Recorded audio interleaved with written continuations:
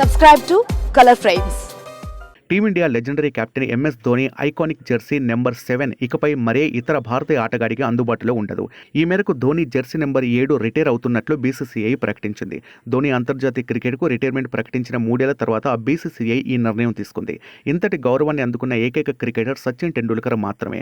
2017 సంవత్సరంలో Sachin Tendulkar Jersey number 10 retire అవుతున్నట్లు గతంలో బీసీసీఐ ప్రకటించింది. ఆ తర్వాత మళ్ళీ ఇప్పుడు జెర్సీ 7కు ఈ గౌరవం దక్కింది.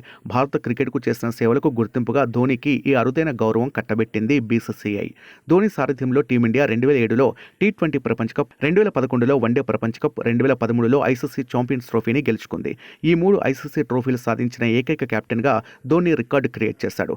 ధోని ఇప్పుడు కేవలం ఐపీఎల్లో మాత్రమే ఆడుతున్నాడు. చెన్నై సూపర్ కింగ్స్కు ప్రాతినిధ్యం వహిస్తున్న మహి ఆ జట్టుకు 5 ట్రోఫీలను అందించాడు. ఇక మహేంద్ర సింగ్ ధోని 2020 ఆగస్టు 15న అంతర్జాతీయ ఫార్మెట్ నుండి రిటైర్మెంట్ తీసుకోవాలని నిర్ణయించుకున్నాడు. అంతకుముందు 2014లోనే టెస్టు ఫార్మెట్ నుండి రిటైర్ అయ్యాడు.